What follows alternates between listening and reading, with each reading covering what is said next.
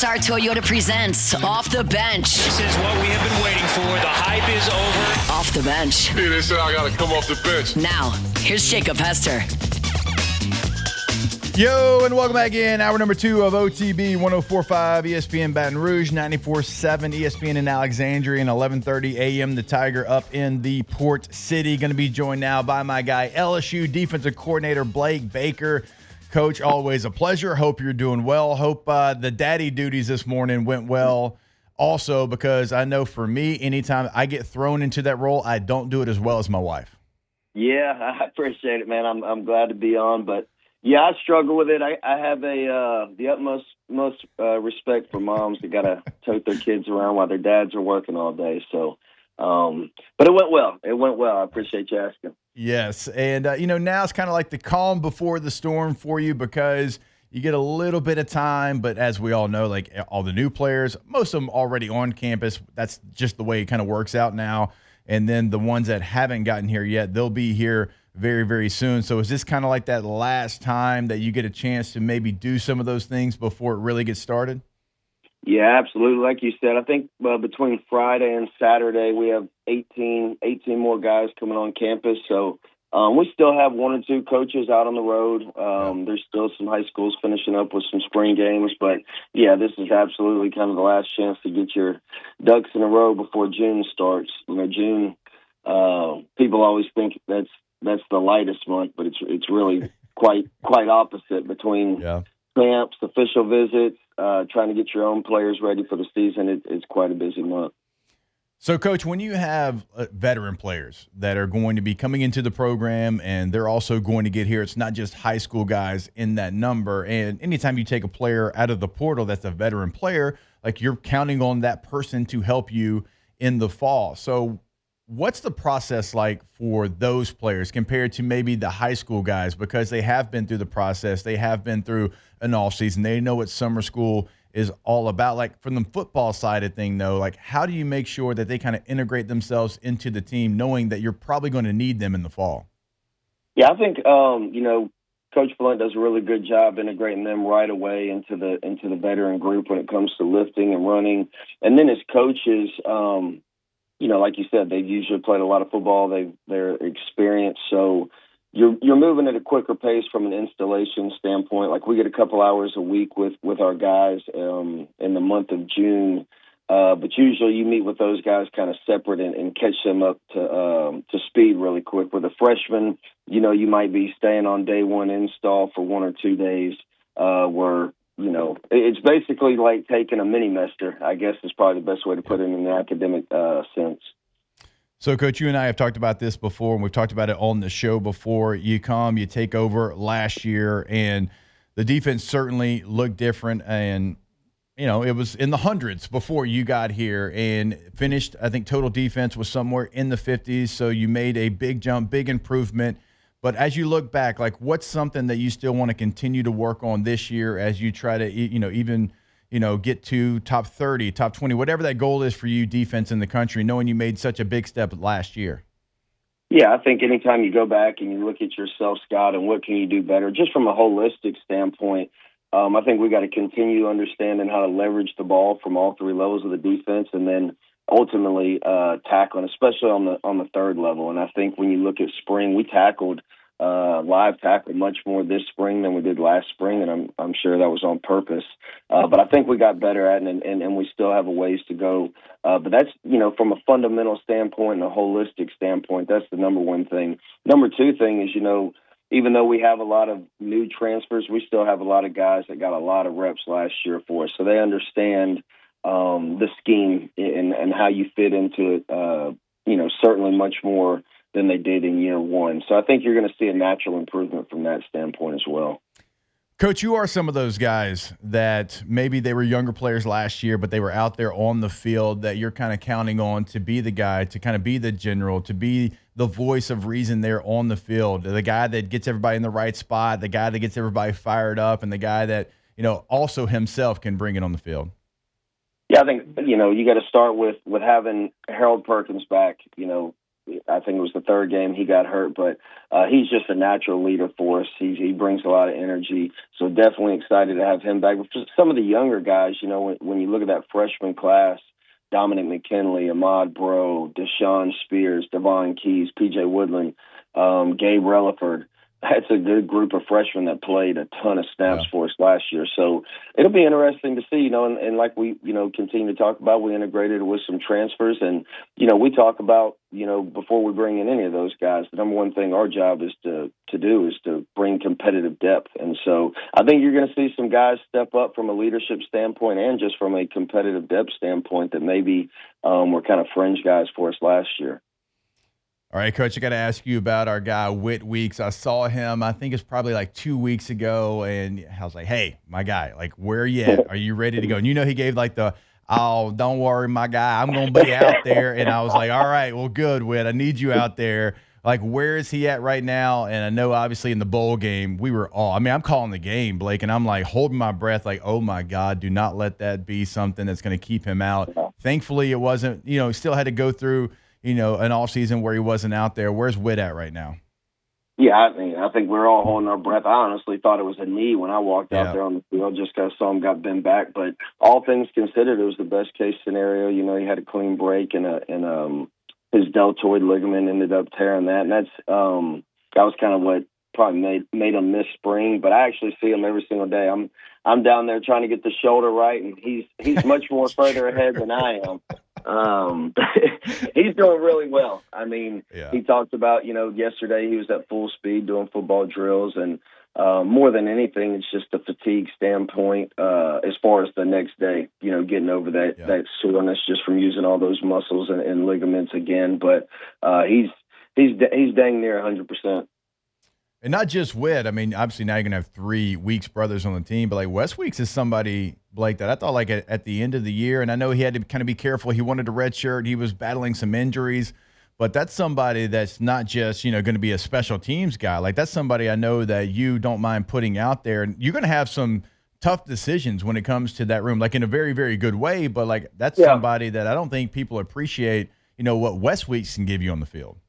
Yeah, Wes was a guy, even going after last spring, 2 springs ago, I sat him down and viewed him as a starter, and he was honestly competing with Greg Penn for that starting role, and unfortunately, did get banged up, but ended up working out in our favor, as far as being able to redshirt him and having him back. But he had an outstanding spring. You could tell early on in spring, just kind of, even in bowl prep, knocking some of the rust off, but he's back to where he was pre-injury last year. So, when we talk about tough decisions, it's a good thing. Last year we didn't necessarily have a lot of tough decisions to make from a depth standpoint. And our guys got to understand when you have really, really good depth, it's not a bad thing to only play 50 snaps instead of having to go out there and play 80. Especially, when you talk about the longevity of the season, with college football playoffs and whatnot. Catching up with LSU defensive coordinator Blake Baker here on OTB, a new defensive line coach there for your defense, and somebody that we all know very well, but I know as a teammate in Kyle Williams, one of the most intense human beings that you can be around. I love listening to Kyle talk, getting guys fired up. He did it for us way back like in 2005. What is it like having Kyle back? I know you have a relationship with Kyle before he got here as well. What's it been like seeing him kind of integrate himself as a D-line coach now? It's really been seamless. It's really been quite impressive when you talk about, all the intricacies of college football. Just not the X's and O's and the coaching part is the minimal as far as, the adjustment, but the way he's picked it up in recruiting, the way he manages his room, he's really, really impressive. And the one thing that I love about Kyle is where you stand. He's pretty much a straight shooter, and I appreciate that. And I think he's done an outstanding job with our defensive tackles, and I think they're enjoying being able to get in the backfield and make some plays and doing some things differently. And you take a little bit from everything, a little bit of everything from each coach you've had, but I can see those guys really gravitating towards the style of play that we want, and he's doing a fantastic job for us. Yeah, I was actually going to ask you that because I know like every coach is going to like a different type of body type and a different skill set. but it does feel like the one that Kyle wants, and having conversations with him, knowing the player that he was, with what you're trying to get done on defense, like his coaching style, but also like kind of his mentality and when he was a player and what he tried to do, it does feel like it aligns really well with what you're trying to get done on defense. Yeah, it was one of the first things when we sat down and kind of talked about this job opening. You know, he talked about how the NFL has changed over the years, and that's really kind of when his career took off, when he wasn't necessarily being a two-gap defensive lineman or a defensive lineman that's holding offensive linemen off linebackers, and he's able to use his speed and quickness.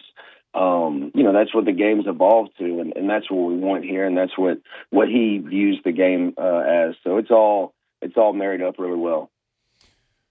Coach, a couple more here, and we always appreciate the time. Any maybe younger player or a player that didn't necessarily go out there and start 12 games a year ago that in spring practice you were very impressed by, and maybe that you want to feature more, and you were pleasantly surprised in the spring? You're like, hey, we got to find a way to get this player integrated with maybe some more first-team reps. Yeah, I think P.J. Woodland had an outstanding spring. Deshaun Spears, I've been very vocal about there was nobody harder on Deshaun Spears than me last year. And that's just because of the potential that young man has, and to see him starting to really break through this spring, not only from a tackling standpoint, physical standpoint, his leadership out on the back end. He had a really outstanding spring. Those two guys in particular, Devon Keys, he ended up starting our last 4 games. I'm challenging him from a leadership standpoint. And then Gabe Relaford. Gabe Relaford had an outstanding spring. He's one of those guys when we talk about competitive depth. He's not going to lose his reps just because we brought in 3 seniors. He's upped his game. The work that he's put in the weight room, he's changed his body. He's really worked on his flexibility. But those are 3 guys in particular I can see really taking a big role this season. Yeah, and you mentioned Spears there. It does feel like, Blake, like that safety room is going to have a bunch of guys, young, old, everywhere in between, and there's going to be, some opportunity for those players. And again, doesn't matter how old you are, where you came from, to earn some playing time. Like, is that maybe like the most open room as far as, hey, we're not naming anything, y'all got to go out there and get the job done, then we'll name some starters? Absolutely. When you look at, like you said, there's a great mix of old and young. When you look at Jordan Gilbert, you look at A.J. Halsey, those 2 guys playing a lot of snaps. Then you got Toviano, who's kind of bounced around in the secondary, but I thought he had a really good spring. Deshaun Spears is a young guy.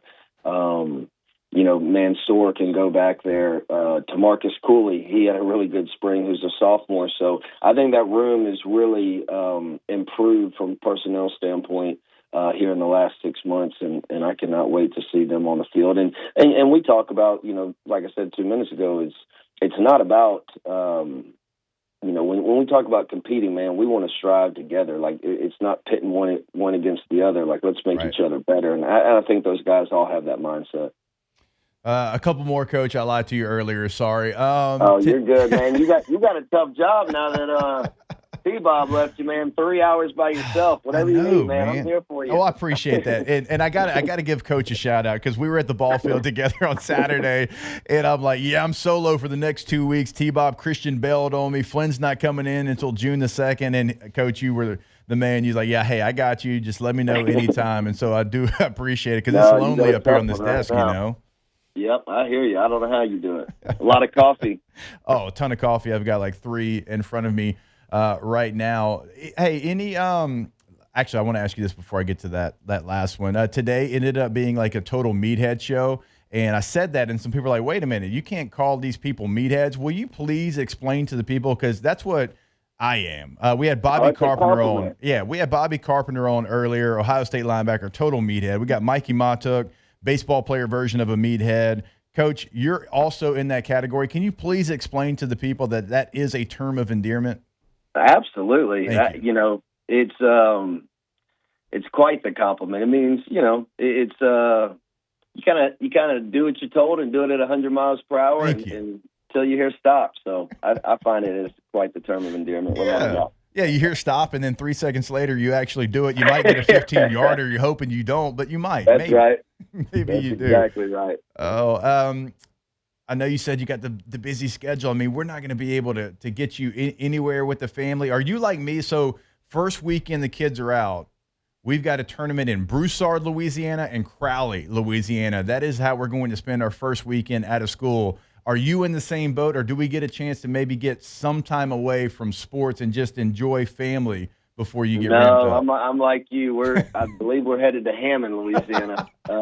So I learned real quick that baseball in South Louisiana is pretty serious. Yeah. So lot different than some of the other places I've been, but my boys are enjoying it. So we don't really get any time away until July. Okay. All right, yeah. Hammond, USA. There you go. I'm headed to Crowley. You're headed to Hammond there, and good luck, Coach. Y'all got a great team. Y'all's coach. Shout out to Coach Ladd. Coach, my son's one of the best that there is, and so best of luck this weekend. And I appreciate you hopping on with me for 15 minutes since T-Bob was a bad teammate and left me early. Hey, I think I ruffled his feathers when you asked me if he was a poodle, so I kind of feel bad for you, man. It's my fault. No, you were right. T-Bob, you're a poodle.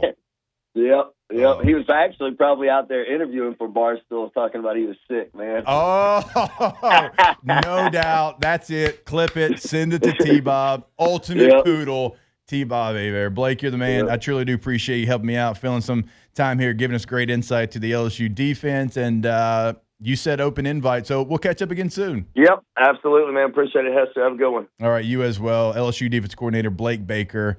And all jokes aside, man, I do need to brag on Blake because we do see each other a ton at the baseball field, and his son is in the same age group as Memphis, and so we get a chance to chop it up. My man is like very involved, and it's great to see that these LSU coaches can, go out there and do their work, but also enjoy family time. But I was talking with him. I'm like, I'm going to be solo for 2 weeks, and then we got Flynn coming in on June the 2nd, and he's like, hey, I got you.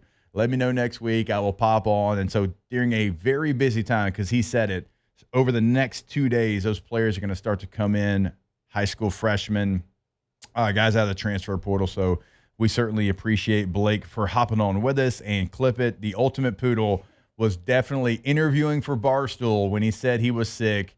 Blake said it. We believe it. More OTB when we come back here, 104.5 ESPN. Off the bench. T-Bob's going to be so mad, but you know what? There's nothing he can do about it now. Nothing. Windy City boy. We love you, T. All right, go to getgordon.com. Getgordon.com is the website. Gordon McKernan Injury Attorneys. And right there on the homepage, you can have a chat. Bottom right corner. You see it up there if you're watching this on YouTube. That is going to pull up any question, any concern you might have. But a lot of different things you can do on the website, getgordon.com. You can see what they can do for you in the courtroom, what they've already done in the greater Baton Rouge area as well, past client results on the homepage. If you want to see what they're doing throughout the state of Louisiana in your local community, go to social media. It really doesn't matter. Like, all of them's going to be at Get Gordon. That's going to be the handle, and to see what they've got going on. And I say throughout Louisiana because that's where they are. They are top to bottom, east to west, everywhere in between. So if you want to get in contact with them, your area code in Louisiana, follow by 888-8888. Get Gordon and get it done. Welcome back to Off the Bench.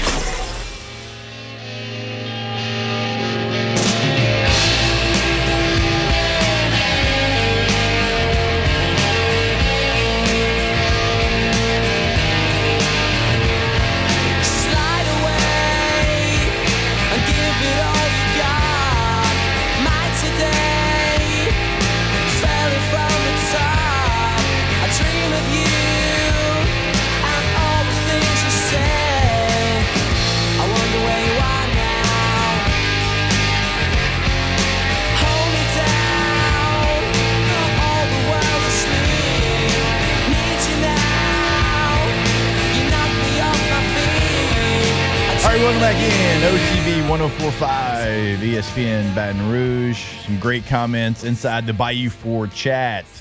Of course, we were having a little fun there with Blake Baker at the end, and he did call T-Bob a poodle for being out sick a couple of weeks ago, and then he said, well, actually, maybe he's the ultimate poodle because maybe he was talking to Barstool while he said he was sick. Maybe that did happen. And Joey said, because we're talking about T-Bob, he might poop in your parking spot. Hey, Joey, you're my guy. But we know that we've been there, we've done that. That's already happened. Been through the car wash twice. The worst part about it is the more and more that we go down, and we're not going to go fully down There's a rabbit hole. It is. And Alondra keeps getting the tea and then sends me the tea, and it gets worse and worse and worse. And then the fact that we know who it is, like, I feel like more needs to be done. Like, he needs to come out in front of Guarantee Media. He can get, like, on a megaphone and just, like, apologize to everybody that had to see what he left behind. Because it was an emergency, okay. But in that state of emergency, there's multiple places, like McDonald's, Sonic, dumpster behind, that you could have. So many You could places. have, right? Okay, you couldn't help it. You had a countdown. You hit 000. It had to happen. Cool. Pick it up, right? Pick it up. Pick it up. At the least. Like, okay, you had an emergency, dude. I mean, you got fully undressed in broad daylight in the middle of downtown. 8:45 a.m. Just pick it up. Like, if you were in It's just a sane mindset and you weren't what we thought you were, just pick it up. Like, man, dude, I had to go. It had to happen. Just pick it up. my thing is it's just such insane behavior that I can't even wrap my mind around like the thought process. You know what I mean? Like I can't put myself in this person's brain and be like, okay, I get it. I understand. I can't either. I can't. Not with the other options that were available. And again, like at the very bare minimum, no pun intended, because there was bare ass. Like, you should pick it up because you knew what you were doing. You shouldn't leave the evidence behind. And now, like, Guarantee had to make the awkward phone call to be like, hey, your employee did this. And I would have loved to have been on the other end of that call when they told him and tried to explain it. I'm sorry, he did what? That's and then had to basically how like it went. continue to go like into detail what happened. Yeah. I feel like we should have got Landon on here. Yeah, we probably should have. I don't know if you want to Landon, come on. Yeah, Landon, if you're listening, come on up. I told Landon yesterday, I was like, we mentioned you on this show this past week way more times than we have any other time. Because he didn't let you in the door and he was the hoe for it. Yeah, it's true. It's true. Very true. I'm actually glad he didn't let him in the door, but I'm just mad he pooped on my car. Daniel says Cassie must be so confused. I don't think so. I think everybody like in the building kind of knows what's going on. Also, right? you really Oh, think yeah. Taylor didn't tell her about this? Oh, Oh no, True. Taylor told me right away. As soon as he got the text, when was it, on Monday, Yeah. that like somebody pooped in the parking lot, he was like, "Oh, I'm running downstairs, go check it out." It's like, why? I know. Like he couldn't And then get took a down there picture fast of it. enough. And then No, he spread the didn't. picture. Send it Oh to yeah, us. he send to didn't. everybody. I was so mad that he sent us that picture. No. Like, I actually was genuinely mad that he sent that pic. Like, you know the old meme where like the kid looks like he's about to like just explode, right? He's sitting in his desk. Like, that is Taylor once he finds out any Anything. information. Like anything that he thinks can be a take, Yeah. that is how he reacts. Yes. Like, red in the face. Oh needing my God. to get Like, it couldn't out. help it. He probably like immediately like went to the bullpen there. It was like, oh my God, you're not gonna believe what happened. It literally probably Cassie, is that not Listen to exactly this. how that exactly went? how it went. Oh Yeah. God. Oh Tay-Tay. He said Moose went with him, so yeah, Moose Moose is was as right much there of a with him. sicko as he is. Oh yeah. Moose went with him? Yeah. Y'all think Moose has on oversized jeans today for the pick? Absolutely. That's oversized jeans. Again, wear what is your brand? That's their brand. Oversized jeans. Look, if you were asking them, they'd be like, I bet Hester has a hoodie and a hat on, and I do. We're going headshots today in a hoodie and a hat. I love it. Yeah. I don't know what I'm going to wear, but we'll figure it out. Don't be bougie. I'm not going to be bougie. I mean, show up to what, like, typically you'll wear like a vintage like rock t-shirt. Yeah, and like some my Hey, jeans are wear baggy a too. flannel. Yeah. But mine are like cool baggy. Mine are yours are cool baggy. Right. Yeah, that's not like you went to Old Navy and got somebody else's jeans by mistake and put them on. No. Yeah. Mine are meant to be baggy. Yeah. Just the puddle at the bottom just drives me crazy. Oh, there was a puddle on my jeans the other day because of Wait, what? You're not gonna be able to finish that. I'm not, because if T-Bob was here, this would go in a completely different direction. But my neighbor's pipe burst and nobody's came to fix it yet. So there's basically like a lake in the yard, and it's like the runoff is going on the sidewalk. Right. So I was wearing those jeans that I'm talking about the other day. Yeah. And it got it got the bottom of my jeans all wet. Sorry, I'm looking at the chat and people are wild, but I know. Yeah, you're lucky T-Bob's not here. So lucky. Yeah, because he's a poodle. Yeah. As we found out. Total poodle. According to Blake Baker. Major poodle energy. Did you get a parking spot at your house, or is the Range Rover takeover still there? The Range Rovers are still there. I need to exit out these comments, but the Range Rovers are still there. But they're a little better about it. They started parking 2 of them on the side. So now I only have to deal with 2 where I park. All the Range Rovers. Yeah, so many of them, and I don't understand why. I don't get it either. LC State Farm inside the Bayou Ford chat. Jake, we got a little Cooper Road in him, Shreveport, hoodies and hats. Shout out to the Cooper Road. Shout out to the Cooper Road. And if you know about the Cooper Road, you know about the 3-1 great. And if you don't, sorry. I don't know. Actually, Hunt's from Shreveport. I'm not sure he knows about Cooper Road. I don't know what Cooper Road is, but there's no chance Hunt knows about it. There is 0 chance that he does. And that's not a shot, Hunt. That's just facts. All right, we are going to step away. Did not plan on that being the segment, but I mean, once you get cheeks on hood, you got to share it. We're going to come back with LSU baseball legend, longtime MLB player Mikie Mahtook to break down LSU baseball, SEC baseball tournament, and we'll do it right here on OTB. Off the bench. All right, go to coolprohvac.com. Coolprohvac.com. Right now, you do not, and I mean you do not want anything going on with your AC and with your unit. It would be the absolute worst time because we all know it is heating up. So if you think that you are due for a service, give them a call at 225-350-4397. But I would honestly encourage you, just sign up for the pro plan. $99. I mean, that's $99, and that's a one-time fee. And it does not matter how many units you have. Like, that's another important part of this. I mean, that is a incredible price, incredible value. Also, another thing, no dispatch fees, all right? Everybody has them. Cool Pro does not.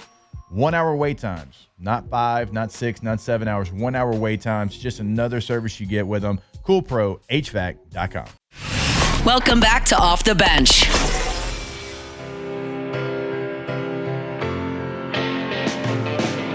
Slip inside the eye of your mind. Don't you know you might find a better place to play? All right, welcome back in OTB here on a Wednesday morning. Very excited for our next conversation. LSU baseball legend Mikie Mahtook joins us now. Mikie, man, always a pleasure. Hope you're doing well. I'm doing great, man. How are you doing? Good morning. Yeah, doing fantastic, man. Just moving right along. It's turned into a little Meathead Wednesday here on the show, which we love, term of endearment. And so very excited. Yeah. Hey, I said this about you, and this is a compliment. You know this. If there was ever like a Meathead baseball player to have on a Meathead Wednesday, it's my guy, Mikie Mahtook. Well, if this makes you feel any better, I had chest and biceps today in my workout, so I feel good about it. Exactly. See, I told the people that, and I can appreciate that, Mikie. So, again, man, we are fired up to have you on the show. SEC baseball tournament time. Before we get into the nitty-gritty and the Tigers and all that, how do you feel about the new format? Everybody makes the SEC tournament in single elimination. So, I've kind of been mixed on this. I didn't really love it at first. I'll say this. I don't love everybody making it. I don't think that everybody deserves to make it. I haven't been a participation trophy type of guy. And look, the SEC's so deep. I think if there's 16 teams, probably 14 of those teams you could say has a legitimate chance of winning games there. I know A&M's struggling, but they can go and beat anybody. Yep. South Carolina and Missouri, obviously, they've had bad seasons, and I don't think they deserve to be there. But that's a new format. Single elimination, I don't mind it because, it especially trying to make a super regional, make a run to Omaha, it allows you to not really stress your bullpen, stress your roster more than you've done during the season. And so, and that aspect, I don't mind it. And then if you're a top 4 seed, it allows you to stay in your same routine as a 3-game series type thing. And so I like that part of it as well. I know South Carolina, it's a tough conversation, and obviously for you, even tougher with Coach Mainieri. And, I kind of went through this a little bit when Coach Miles took the Kansas job. It's like, man, I don't know how that's going to go. It's an uphill battle. And South Carolina season is certainly over now. And it's like a weird spot because, like, you want Coach Mainieri to do really well. He was so good to us. And obviously you got a different relationship with him being a former player with him there. I hated to see how it went. And now, like, I'm wondering, like, what it's going to look like in the future. Yeah, me and Coach have a really good relationship. I say this to a lot of people. The Coach Mainieri I played for was a little different than the Coach Mainieri at the back end of his career. Not saying he was a worse coach, but he was younger and he was trying to build a program, and he had to do a lot of things when he first got there to weed out some of the guys that maybe didn't fit his culture. And if we had our shower shoes wrong in our locker, we were running, and it was just that was the type of guy he was, and I respected that. I was a football guy my whole life, so I liked being coached hard, and that's kind of how he coached me. And so we grew really close, while I played, and especially after. And so we've become, really good friends. And I've talked to him periodically through the year, and it's been a grind and a battle for him. And it's similar to kind of his first year at LSU. Yeah, where he had to kind of establish his culture and establish the way he wanted to go about things. But you never want to see him struggle. And, obviously, I know getting that one win against LSU was probably a big deal for him. I'm glad they didn't win the series. But, it's hard to watch him go through this. But anytime you go to a new place like that and you try to reestablish your culture, it's going to be a challenge. And, I think they announced today that he's going to be back next year. And so looking forward to seeing how he regroups next year and see how they rebound. All right, Mikey, let's look at maybe LSU, and they're in a position where they got a double bye, and it's a different situation certainly than they were in a year ago. Like last year, they had to go to Hoover, man, and they had some work to do, and they make certainly a deep run, and it gets them to Chapel Hill, and they almost win that regional there. Like, what do you think, like, the mindset difference is? Like, when you go there and you're like, okay, we have to win baseball games. Like, we think we're in, but we need to improve on our resume. And then you've got a situation this year where I think even if you lose coming up here in a couple of days, then you're still going to be a top 8 seed. So, like, what's that mindset like? Because it's two totally different situations. Correct. And look, LSU's in a really good spot this year. But last year, every game was a must-win, or at least the first couple of games were must-wins. And so when you're in that situation, everybody's available, whether you're going to throw, if they had to win on Friday, Anderson's available, Ionson's available, everybody's available because you got to get through that win. If it's important to win it and, pump up your resume and try to get into the regional. This year, it's a little different because they have the luxury of, I don't want to use the L word. I don't want to use the lock word, but it feels like it's very, very likely that they're going to be a top 8 national seed. And, whoever they play on Friday, win or lose, I don't think it's going to hurt their RPI. They're going to play a pretty high RPI team. And, I think it sets them up to where they can continue that same routine. You have Anderson throwing Friday. You have Ionson throwing Saturday if they win. Now, I think it is important for them to win the first game only because it allows the pitching staff and the lineup to kind of stay in rhythm. Yeah. Right. You allow Anderson to get his innings and to get his pitches, and you allow Ionson to do the same thing on Saturday. So I think winning that first game is important just for that aspect, just to keep those guys sharp for next weekend. I mean, we've seen what happened in Major League Baseball with the seeds, the wild card matchups. Those guys end up beating the top seeds the next round because they keep playing and they don't have that long break. And baseball is such a rhythm game and it's such a timing game, and that sometimes too much rest is not good. And so I think. To me, look, they want to go in there and they want to win it. We talked to Jay earlier in the week, and, every game they play, they're trying to win and they want to win the championship. But I think the more important thing is making sure they get at least 2 games so that these guys kind of stay sharp and stay in rhythm. Catching up with our guy, Mikie Mahtook, here on OTB. Remember, you can catch Mic'd Up on YouTube. Go to youtube.com/mic'd up to check that out. Does a great job Monday, Wednesday, Friday. That is 6 p.m. during the week, 1 p.m. there at the end of the week on Fridays. And Mikey, one of the things that I wanted to ask you about, because, LSU and where they're at, if they, take care of business even one game, like it's almost going to guarantee it, but the difference in playing at home in the postseason, like we saw last year, like that LSU team by the end of it, like they had found something, but they got to go on the road. They lose a heartbreaker to North Carolina. Just talk about the differences having a regional and a super regional inside the box, which just led the nation in attendance by a lot. Like it wasn't even close compared to going on the road.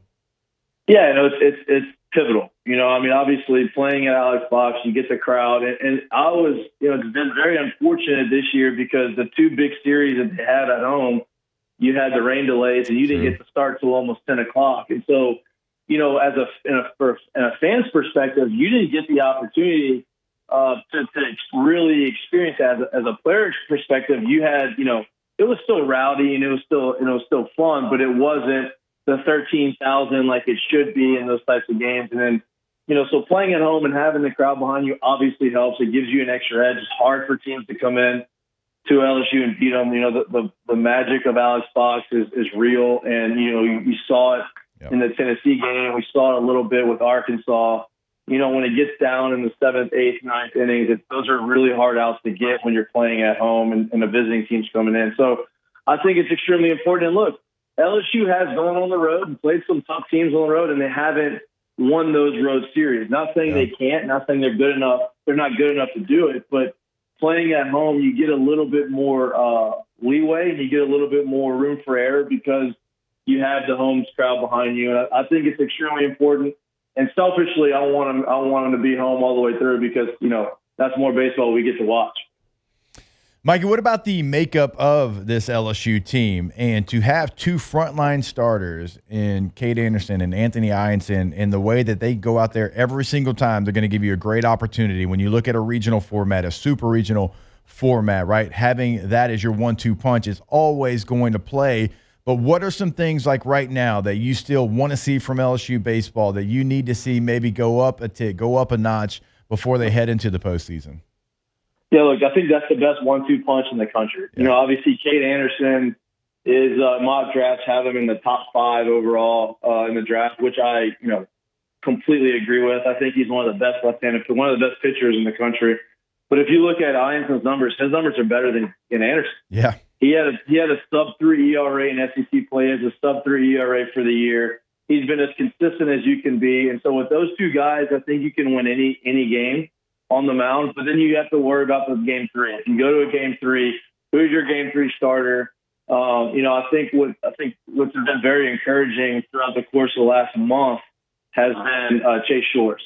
Yeah, it feels like Chase Shores is kind of figuring it out. I talked to his dad a little bit at one of the tailgates a few weeks ago, and he said there was one pitch where he broke off the slider and he threw it down away, and he kind of threw with some conviction. And ever since that, it felt like he's really finally trusted his arm that it was fully healthy. Yeah. And ever since that outing, he has been really, really good. A lot of people look at, you're coming off of Tommy John.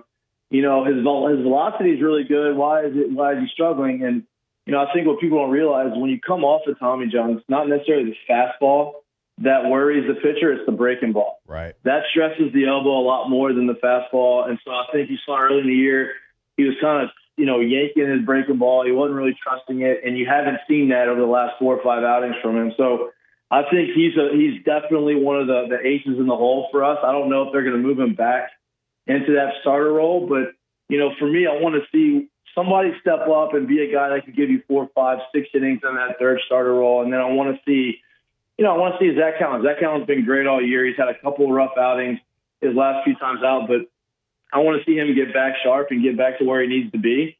And look, some of those other young guys are starting to kind of grow up. Cooper Williams has been really good out the pen.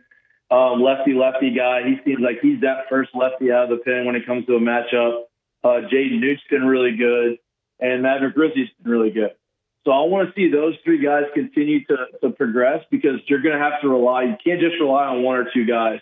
there's going to be a game where you're going to have to rely on your fourth, fifth, sixth guy out of the bullpen to get you big outs. And so I think if there's anything that I want to see more, I want to see continue to see the consistency from those other guys moving into the tournament, into the regional.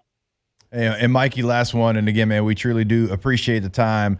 What would you do with Kason Evans? Like, would you not even define his role in the postseason because, he's a freshman, certainly doesn't have a freshman mentality. Would it be a situation where, hey, we're going to wait, maybe you start a game, maybe you come in and close the door? Certainly if you've already used Zach Cowan kind of in that role, would you just kind of leave him up in the air as far as, hey, we'll use you when we need you the most?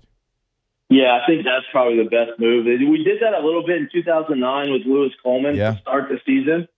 Coleman would close a game if he had to, and if we didn't need him Friday or Saturday, he would start Sunday. Maneri quickly realized, okay, this guy's going to start Friday because he's the best guy we've got. And so I think Kason Evans is going to be in that same role right now. I think if you have an opportunity to close the game out on Friday or Saturday and you've already used Cowan, I think you're going to use Evans to get that win. If the game's kind of out of hand and LSU wins, or even if they're losing and if you don't want to waste them, I think that you may see him on Sunday get that start. But I think that they're going to use him out of the bullpen. He's been more effective this year out of the bullpen, the back end. When he's coming out the pen, he's upper 90s. When he's starting, he's low to mid 90s. And so I think his stuff plays a little bit more explosively out of the back end of the bullpen. So I think you're going to see him that way. I think Jay wants to use him out of the pen. I don't think Jay would rather not start him right now. Now he'll be a starter here at LSU and next year and the year after that. But for this team and the way it's structured, I think, hey, if we need them, use them. No matter if it's in the ninth inning or if it's in the first inning as a starter, I think that's kind of the way they're going to move with them. And I love him. I love his competitiveness. He was a shortstop in high school, and you can tell that's kind of the way he pitches. Hey, Mikey, man, fantastic stuff as always. We, again, truly appreciate the time, certainly after a nice little workout here on a Meathead Wednesday. So we'll have to do this again soon, man. Really do appreciate it. Man, anytime. I love coming on the show, and y'all do a great job, man. And if you talk to T-Bob, tell him I said congratulations. Absolutely will do, man. We'll get that done. He's a poodle for skipping out on us, but yeah, we'll get that done. Yeah, well, you know what? He's great at what he does, and he's going to be missed, but I know you're going to be able to take the reins, and y'all going to keep rolling. Appreciate it, brother. Have a good day, man. All right, man. You too. All right, the great Mikie Mahtook, good enough to join us here. Remember, check out his show, Mic'd Up, on YouTube. That is during the week, Monday, Wednesday, and Friday. Monday and Wednesday at 6 p.m., Friday at 1 p.m. He does that with our boy, LaLloyd. All right, we will step away. I think, actually, the person who's supposed to be the new co-host of the show, Matt Flynn, is going to join us in 10 minutes from now. I saw Alondra's look. I kind of have the same look. Will it happen? Maybe. Kind of. Sort of. We'll see here on OTB. Off the bench. All right, go to boudreauxelectrical.com, boudreauxelectrical.com. We talked about it earlier when we were talking about, your HVAC system going out this time of year and how miserable that would be. Just imagine if your whole home just lost power for whatever reason. I mean, we got crazy weather here in the summertime in South Louisiana, but if you have that whole home generator ready to go, as soon as that happens, it fires up and you do not miss a beat. So go to boudreauxelectrical.com. You can get more information there. You can get a quote top right corner of the website. You can also pick up the phone, give them a call. Hey, let's talk this thing out. Let's talk about our different options that we have. North Shore, 985-397-1562. In the greater Baton Rouge area, that number is 225-300-9389. Because again, you want to make sure that you have a plan. You are ready to go. So go to boudreauxelectrical.com. More power, more protection. Looking to buy, build, or refinance a home? This is Off the Bench.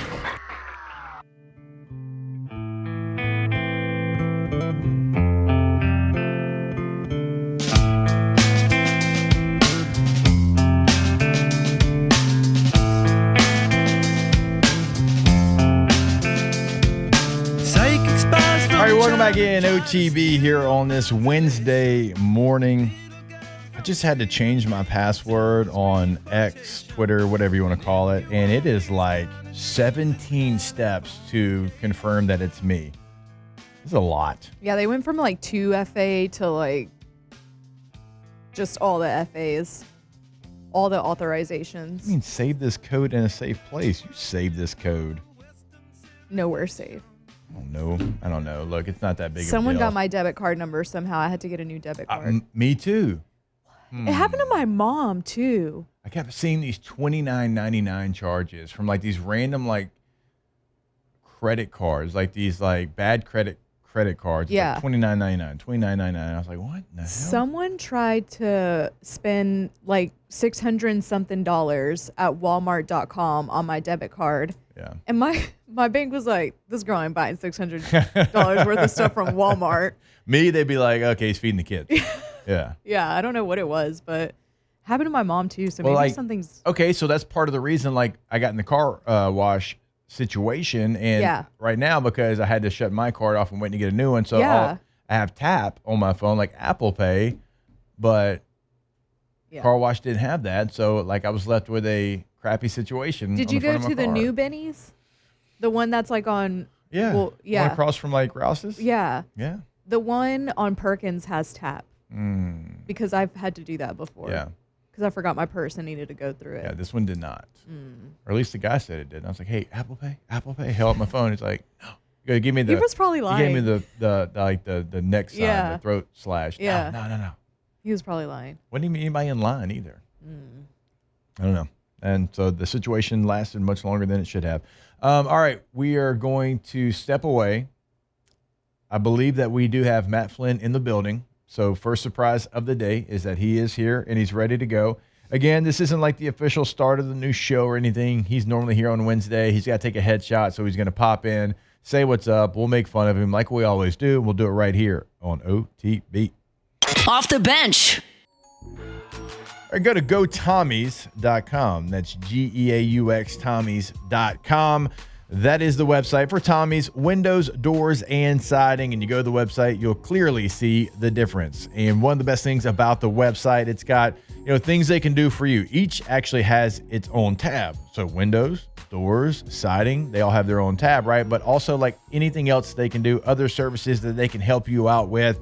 So if you've got, gutter situation where you're like you need to install some gutters, like that's something they can do, right? If you need to change something with your outdoor space that maybe you don't think that Tommy can handle, trust me, no, they can handle that as well. So go check all that out, other services on their website. Again, gotommies.com. Check out testimonials, past clients, gallery of work they can do for you, customize your job, just have them come out to your home, your project, whatever it might be. Gotommies.com.